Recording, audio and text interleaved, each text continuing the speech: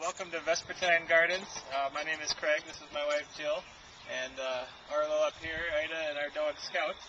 But we want to show you around our farm a little bit and show you where the salad greens that you're eating are coming from. So this is our greenhouse here. The reason we have a greenhouse is that the Wisconsin and the northern climate here, where it takes a while to warm up in the spring, we have to have a shelter like this that provides a warmer climate earlier in the season that we can grow vegetables in. So these salad and spinach that we're growing for you, we actually began growing in March here in the greenhouse, and there was about a foot of snow. Well, about the last 2 months there's been a foot of snow since then, but come on in and we'll get you a closer look at the lettuce.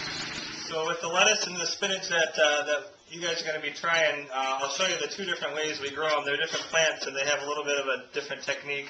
The lettuce we started, it's about, when you eat it, it's going to be about 8 weeks old from when it was just a seed. And so what we start off is filling a tray like this with a special kind of soil, and then we put one seed into each of those little squares, and then we got, when they come up, you'll see these other ones, there's one little plant in each one, and so we take real good care of those plants until they get to be about 3 or 4 weeks old, and then we can pull them right out of this little container and put them in the ground.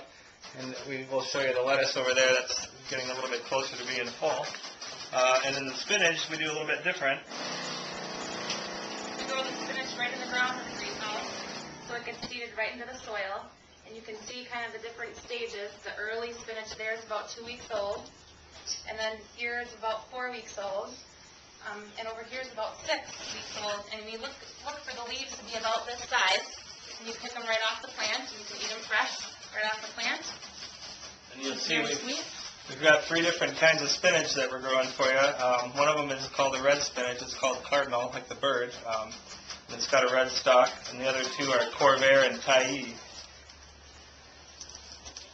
This one's just green. It doesn't have the red stalk like the cardinal does.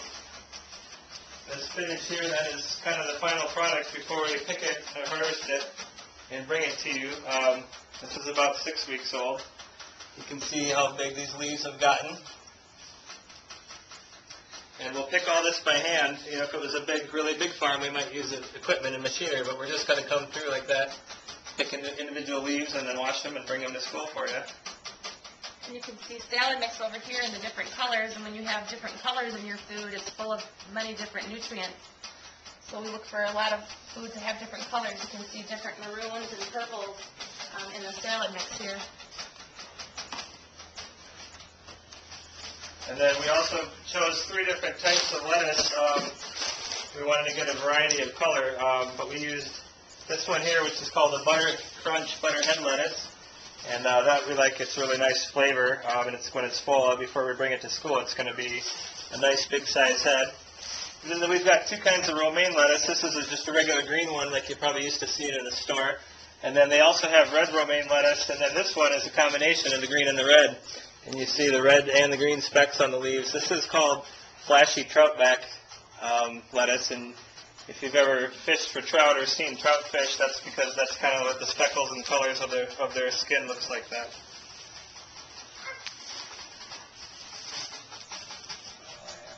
Well, thanks for visiting our farm a little bit today. Just wanted to mention, I know some of you kids are in Port Edwards. We're both from this area. I went to Port Edwards schools when I was a kid, and Jill went to Wisconsin Rapids schools.